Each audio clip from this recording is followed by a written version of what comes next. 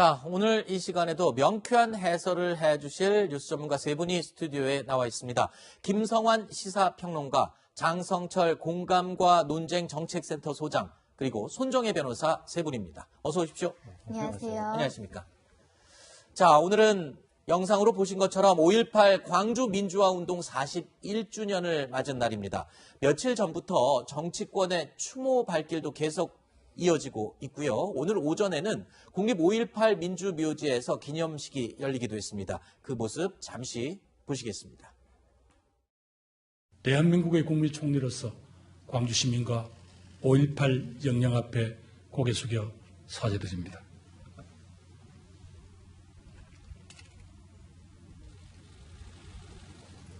화해와 용서는 지속적인 진상규명과 가해 당사자들의 진정한 사과, 살아있는 역사로서 5월 광주를 함께 기억할 때 비로소 가능합니다. 5.18이 대한민국을 넘어 세계의 평화와 인권의 권리를 지켜나가는 버팀일 수 있도록 법과 제도도 정치들도 말은 해야 나가야 합니다. 정치권을 비롯해 국민 여러분의 힘과 지혜를 보여주시길 부탁드립니다. 자, 오늘 기념식에는 조금 전에 들으신 것처럼 김부겸 국무총리가 참석을 했고요. 문재인 대통령은 SNS를 통해서 자, 희망의 5월은 진상규명과 명예회복으로 열린다.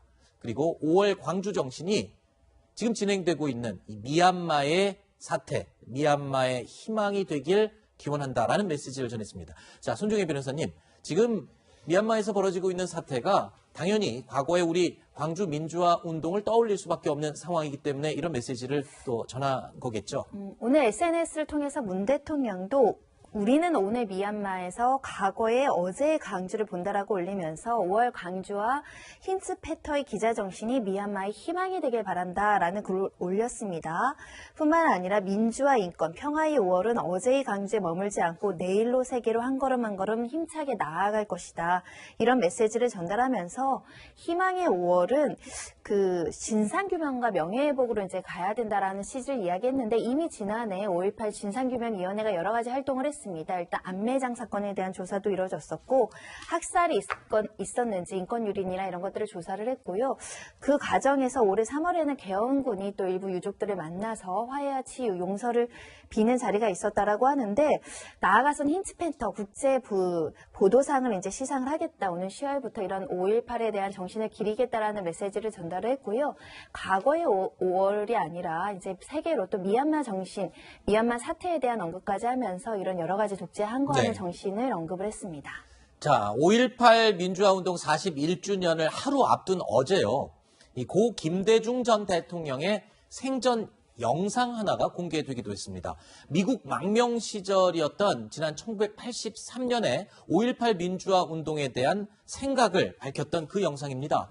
함께 보시죠. 광주 한은 이제는 광주에서 죽은 광주 사람만의 한이 아니라 한국 국민 전체의 한이요 양심을 가지고 있는 온 세계의 한입니다. 광주의 한은 푸는 것은 광주의 사람들에게 총질한 사람들에게 똑같이 보복하는 것이 아니라 자유롭고 정의로운 나라에 살고 싶다. 인간이 인간 대우를 받는 나라에 살고 싶다. 내 자식들을 위해서 이런 죄악된 나라를 후손에게 남겨주고 싶지 않다. 그러면서 죽어간 그 광주 한을 민주화백을 통해서 풀어주는 것만이 오늘의 대한민국의 모든 국민 간의 갈등을 해결하고 정부와 국민 모두가 다 같이 구원받고 서로 화목하고 서로 단결하고 서로 평화롭게 살 수 있는 유일한 길이라는 것을. 자, 김대중 전 대통령은요, 5.18 민주화운동 직후인 1980년 9월 내란 음모 혐의로 사형을 선고받고 수감 생활을 하다가 1982년 미국으로 강제 출국을 당해 미국 망명 생활을 했었죠. 자, 방금 보셨듯이 불과 1983년 3월 연설에서 김대중 전 대통령은요, 광주의 한은 보복으로는 풀리지 않는다라면서 민주화를 통해서 풀어야 한다라고 강조를 했습니다. 자, 사형 선고를 받은 지 불과 3년밖에 지나지 않은 시점이었는데 그 시점에서 나온 연설 내용. 글쎄요. 이 용서와 화해를 강조하는 김대중 전 대통령의 말. 이 말은 지금도 우리에게 아주 가슴 울리는 감동을 주고 있는 그런 내용이죠. 고 김대중 대통령의 육성을 오랜만에 들었습니다. 네. 저런 말씀하신 거 보니까 역시 큰 정치인이시고 큰 어른이셨구나라는 생각이 듭니다. 한을 푸는 것은 용서하고 화해하는 거다. 이것만큼 심금을 울리는 말이 있을까요? 그렇죠.